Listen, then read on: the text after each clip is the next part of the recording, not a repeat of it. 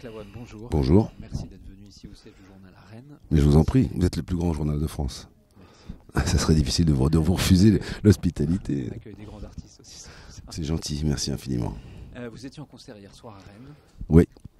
Et en vous écoutant la setlist de votre concert, on s'aperçoit que Marc Lavoine, c'est quand même une carrière qui dure depuis très longtemps, qui est très longue, qui a eu des tubes et qui a toujours un public qui est là, notamment un public féminin, clairement, et qui est un public de gens qui ont de 25 à 55 ans. Ça se renouvelle. Voilà. Comment vous expliquez cette longévité ?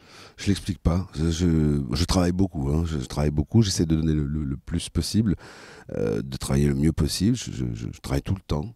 Je remets mon titre en jeu. Je me prends pas au sérieux, mais je fais les choses sérieusement. Je me moque pas du monde. Et c'est vrai que j'essaye de faire des chansons qui marchent parce que c'est des repères. D'ailleurs, j'essaie sur le spectacle de garder l'ADN des chansons telles qu'elles ont été écrites. On y retrouve les ingrédients qui font le souvenir de la chanson au moment où elle a été créée. Je respecte les gens. J'essaie de faire le mieux possible. Alors, je n'explique pas la chance que j'ai, mais j'y prête attention et j'y suis très sensible.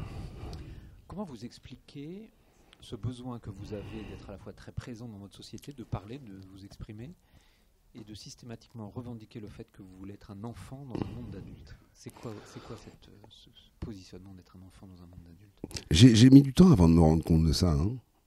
Quand on jouait avec Jean-Louis Trintignant il y a 25 ans, on faisait un film, et avec Chabrol aussi il y a 25 ans, je me suis rendu compte que c'était des enfants. Et moi j'en étais encore un.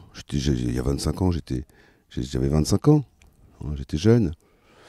Et ils jouaient. Ils m'ont dit, l'un et l'autre m'ont dit, tu vois, on travaille pas, on joue, on va jouer. On a de la chance d'être des enfants. Et je me suis demandé pourquoi j'avais voulu faire ce métier. Et grâce à Jean-Louis, à Claude Chabrol ou à certains artistes que j'ai rencontrés, j'ai compris que l'enfance ne nous quittait pas. Et que c'était ce désir de devenir des hommes, sans pour ça devenir des adultes qui obéissent d'une certaine façon, ou qui formatent leur vie en fonction de l'idée qu'on s'en fait. Qu'est-ce que c'est qu'un adulte ? Qu'est-ce qu'il doit faire ? Est-ce que quand on est fatigué, on doit dire qu'on est fatigué ? Est-ce que quand on va pas bien, on doit dire qu'on ne va pas bien ? Non, on doit dire qu'on va bien. On doit dire qu'on n'est pas fatigué. On doit passer notre vie à mentir sur nous-mêmes et à marcher debout alors qu'on a envie d'être un petit peu allongé.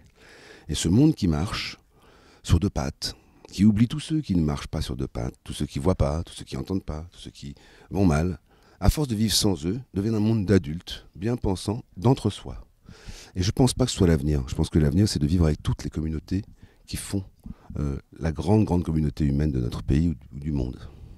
Alors à propos des enfants, vous avez mené une action qui est celle du cartable connecté, qui permet à des enfants qui sont malades, qui sont atteints d'un cancer, qui sont à l'hôpital, de pouvoir rester en contact avec leurs camarades de classe. Est-ce que vous pouvez nous en dire un peu plus et où elle en est aujourd'hui? Cette idée m'est venue d'un enfant, une jeune fille, Coralie, dans un hôpital, qui était malade. Et je lui ai demandé ce qui lui manquait le plus. Elle m'a dit ma classe, ma maîtresse et mes amis. Donc ça m'a vraiment marqué. Et je me suis dit c'est drôle, on peut faire un geste opératoire d'un côté à l'autre de la Terre. On peut nous mettre des matchs de football en multiplex. On peut nous montrer des images de la Lune. Et on ne peut pas relier un enfant à sa classe quand il a un cancer.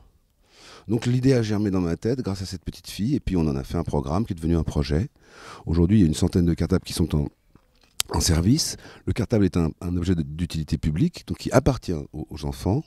Et avec toutes 5 régions de France au départ, nous avons commencé à travailler sur le projet. Aujourd'hui, Mme Macron et le ministre de l'Éducation nous ont rejoints et donc développent le programme sur toute la France. On va distribuer à peu près, je crois, 300 cartables cette année, 500 l'an prochain.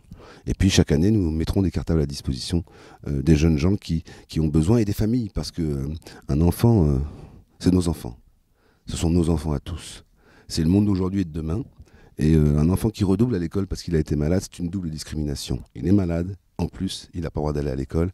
Et donc, il risque de ne pas pouvoir réaliser son rêve d'enfant, c'est d'être un jour journaliste ou musicien ou chirurgien, dentiste ou que sais-je, professeur de dessin. Et les enfants ont le droit à l'égalité des chances.